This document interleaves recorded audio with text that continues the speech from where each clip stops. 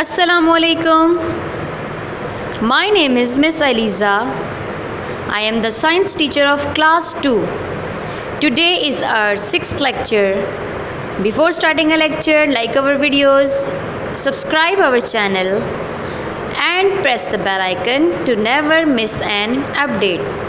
In today's lecture, I am going to explain you about how do we hear. आज के lecture में मैं आपको ये एक्सप्लेन करने जा रही हूँ कि हम कैसे सुनते हैं। We hear with our ears. हम अपने कानों से सुनते हैं। Our ears are sense organs which give us our sense of hearing.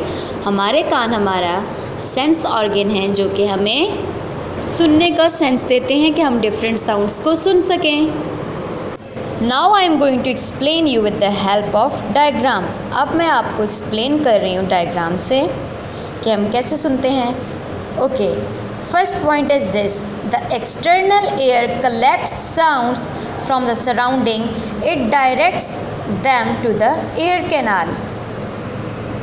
First point हमें ये बता रहा है कि जो एक्सटर्नल एयर है ये सराउंडिंग से, सराउंडिंग का क्या मतलब है, हमारे इर्द गिर्द को हम क्या कहते हैं, सराउंडिंग। हमारी सराउंडिंग से जितनी भी साउंड है उसको कलेक्ट करता है और उसको डायरेक्ट भेज देता है एयर कैनाल के पास। अब दूसरे पॉइंट पर आइए कि सेकंड पॉइंट क्या कहता है कि फिर एयर कैनाल की क्या वर्किंग है। एक्सटर्नल एयर की वर्किंग हम पढ़ चुके हैं। सेकंड है the ear canal carry sounds to the ear drum. Ear canal का ये काम है कि वो साउंड को लेकर जाता है एयर ड्रम के पास। अब एयर ड्रम में फिर क्या वर्किंग होती है, थर्ड पॉइंट उसके मुतालिक है।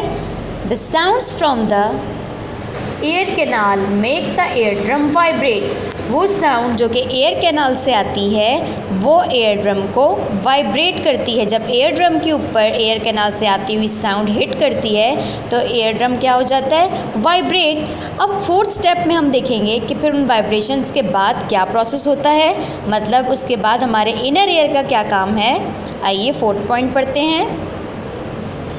The vibrations are passed to the inner ear. Tiny hairs in the inner ear change the vibrations into electrical signals. These signals are passed on to the brain.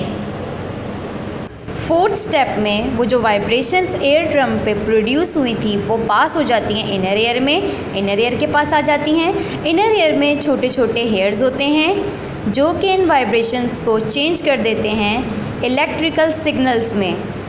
Vibrations electrical signals में जब convert हो जाती हैं तो फिर उन signals को पास कर दिया जाता है ब्रेन के पास।